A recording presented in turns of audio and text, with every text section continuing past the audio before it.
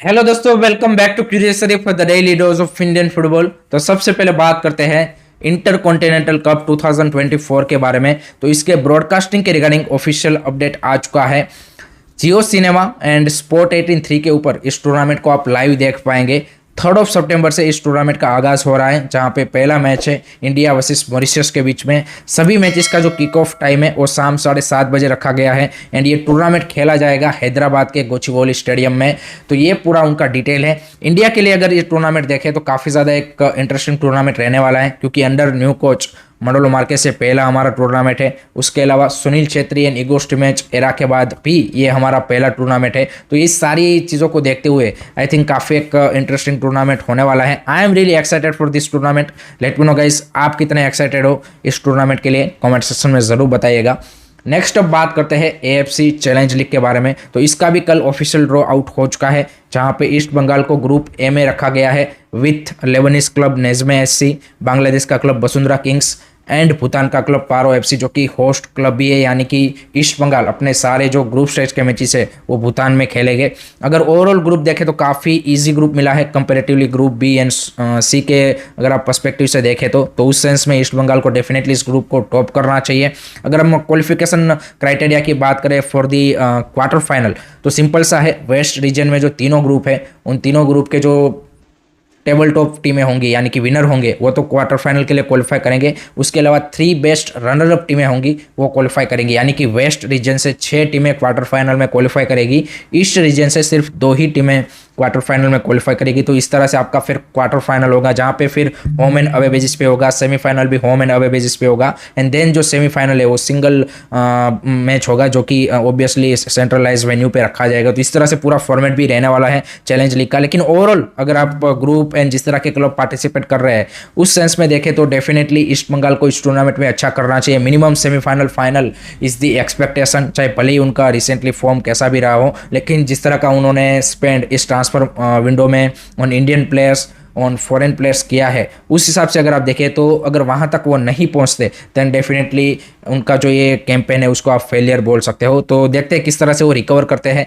ACL2 play of loss and जो ये दुरान कप के क्वार्टर फाइनल में शिलोंग लाजोंग से लॉस मिला उसको कैसे वो रिकवर करते हैं, किस तरह से आगे कार्लेस गुजरात टीम को बैक ऑन ट्रैक लाते हैं एंड AFC कंपटीशन में कैसा परफॉर्मेंस रहता है वो देखना इंटरेस्टिंग होगा। उसके अलावा AFC चैलेंज लीग के जो ग्रुप स्टेज के मैचेस है ये 26 अक्टूबर से 2 नवंबर के बीच में खेले जाएंगे। तो इस तरह से पूरा शेड्यूल रहने वाला है। लेट मी नो गाइस, आपके क्या ओपिनियन है regarding East Bengal participation in AFC challenge league and आपकी क्या एक्सपेक्टेशन है, कमेंट सेक्शन में ज़रूर बताइए।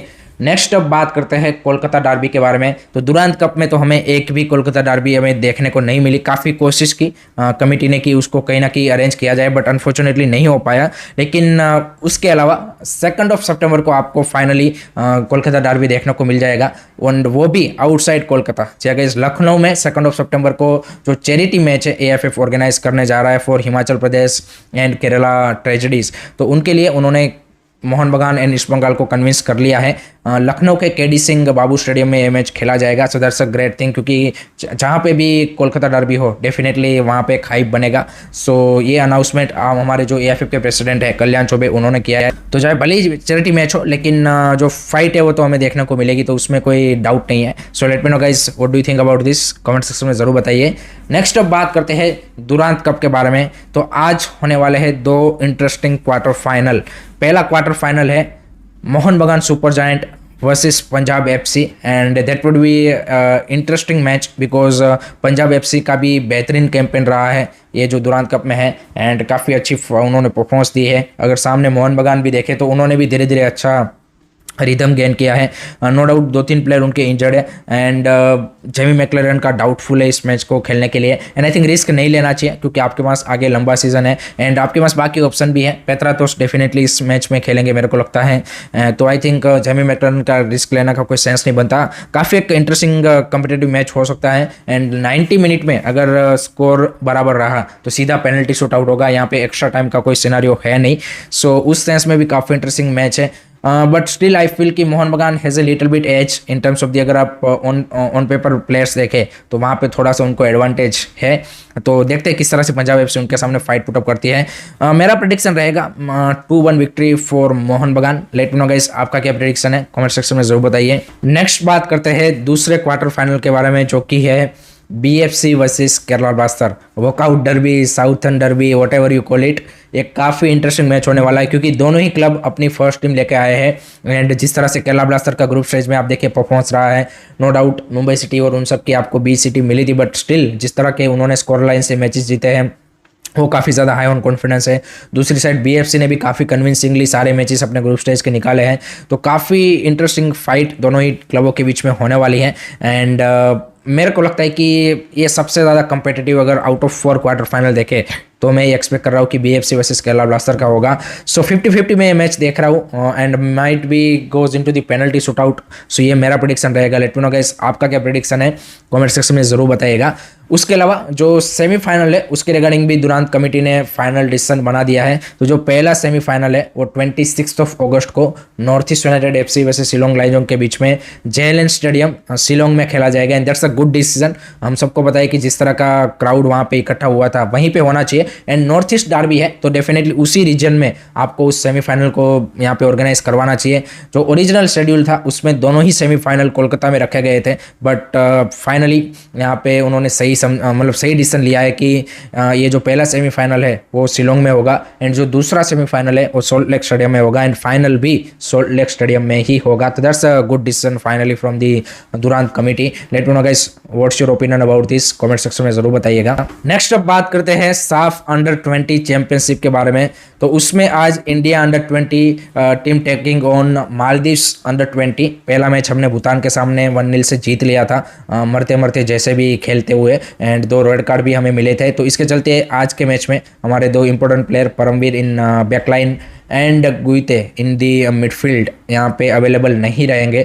लेकिन इस मैच को हमें अगर ड्रॉ भी कर लेते हैं तब भी इंडिया क्वालिफाई कर जाएगा फॉर सेमीफाइनल। अगर हारते हैं देन यहाँ पे इंटरेस्टिंग सिनारियो बनेगा कि कितने गोल मार्जिन से अगर आप हारे हो तो उस बेसिस पे आपका जो सिलेक्शन का या फिर क्वालिफिकेशन का जो क्राइटेरिया वो बनेगा। बट चांसेस कम है कि हम हारे इस मैच को। आई थिंक मोस्ट प्रोबेबली इस मैच को निकाल ही लेंगे। बट लेट होप सो कि रंजन चौधरी एंड जो टीम है उनका भी better game play and better यहाँ पे जो फुटबॉलिंग वाइज है वो परफॉर्मेंस देखने को मिले। एंड ऐसा ना हो कि जो फर्स्ट मैच में हमने देखा था कि जहाँ पे भूटान ने भाई हमसे बेटर खेला, उस तरह का नहीं चाहिए भाई। आप मैच जीतो हारो सेकेंडरी चीज़, आपको यूथ लेवल पे चाहिए कि आपकी टीम भाई प्रोग्रेसिव फुटबॉल खेले रादर देन कि भाई वो सेम ओल्ड फुटबॉल। सो देखते हैं किस तरह की परफॉर्मेंस हमारी इंडिया अंडर-20 की रहती है।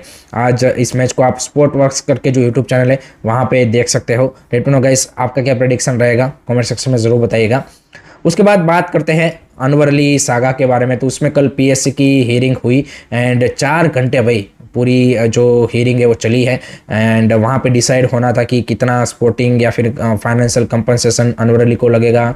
And Delhi FC and East Bengal ने भी अपने जो रिप्लाई है वो सबमिट किए हैं। तो 4 घंटे की एक मैराथन जो हियरिंग है वो चली है एंड इसका जो डिसीजन है वो मे भी आज आपको सुनने में आ सकता है। तो देखना काफ़ी इंटरेस्टिंग होगा कि क्या अगर स्पोर्टिंग बैन अनवर अली को लगता है then he will not participate in the you can say कि इंटरकॉन्टिनेंटल कप ऑल्सो। सो वो देखना काफ़ी इंटरेस्टिंग होगा कि किस तरह का डिसीजन यहाँ पे जो AIFF की PSC है वो देती है।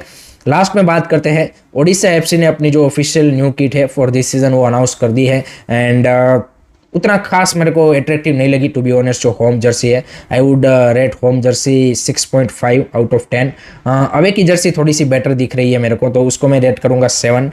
दूसरी साइड यहाँ पे चेन्नई FC ने भी अपनी जो होम किट है वो अनवील कर दी है, तो वो थोड़ी सी ज़्यादा और एट्रैक्टिव लग रही है। सो उसको मैं रेट करूँगा 7 आउट ऑफ या फिर 7.5 out of 10। Let me know guys आपके क्या रेटिंग होगे कमेंट सेक्शन में जरूर बताइएगा। So that's it from my side guys regarding today's Indian football news. I hope कि आपको वीडियो पसंद आया होगा। Keep supporting Indian football, don't forget to like share and subscribe कीजिए। जय हिंद, जय भारत।